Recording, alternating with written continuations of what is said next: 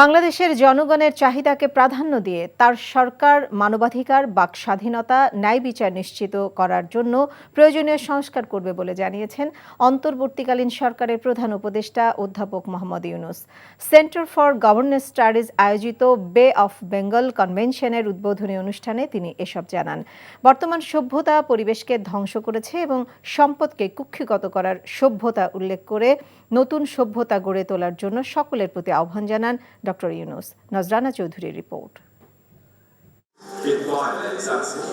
একটি ভঙ্গুর বিশ্ব প্রতিপাদ্য নিয়ে সেন্টার ফর গভর্নেন্স স্টাডিজ বে অফ বেঙ্গল কনভেনশনের আয়োজন করেছে।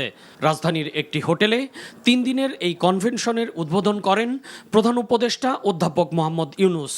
এ সময় তিনি বলেন, 16 বছর বাংলাদেশের মানুষের উপর জগদ্দল পাথরের মতো বসে থাকা একটি ফ্যাসিস্ট সরকারকে যেই ঐক্যের মাধ্যমে উৎখাত করা হয়েছে, সেই একতা ধরে রাখা গেলে নতুন একটি সভ্যতা গড়ে তোলা সম্ভব। I'm always a compulsive optimist. I always believe in the power of idea, power of imagination. I keep on insisting, if we can imagine together, it becomes irresistible. Let us imagine together. Let us create a new civilization. This civilization has failed us. From environmental perspective alone, it has turned out to be a self-destructive civilization. From economic perspective, it has led to extreme accumulation of wealth. When we work as one, we have the power to change the course of history, like we have done in Bangladesh 100 days back. কনভেনশনের 77টি সেশনে গণমাধ্যমের স্বাধীনতা, জলবায়ু পরিবর্তন, বাণিজ্য, ভূরাজনীতি ও মানবাধিকারের মতো বিষয়ে দেশি বিদেশি বিশেষজ্ঞরা আলোচনা করবেন। প্রধান উপদেষ্টা তার বক্তব্যে বলেন, বাংলাদেশ বারবার প্রমাণ করেছে কিভাবে প্রতিকূল পরিস্থিতি মোকাবেলা করতে হয়।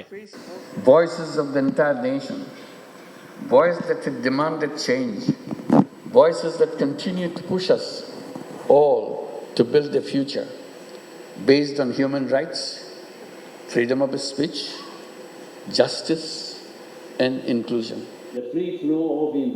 এই কনভেনশনে বিশ্বের 80টি দেশের প্রতিনিধি ও আলোচকরা অংশ নিচ্ছেন। নজরানা চৌধুরী, এনটিভি নিউজ, ঢাকা। টাকা চুরির জন্য যদি আমার গলায় জুতার মালা পরাইতে হয়, তাহলে আমার শালীর সাথে প্রতারণা করার জন্য তোর ফাঁসি হবে। দুলা ভাই, আপনার তো ঘর জামাই বইলা একটা পরিচয় আছে, আমার তো তাও নাই।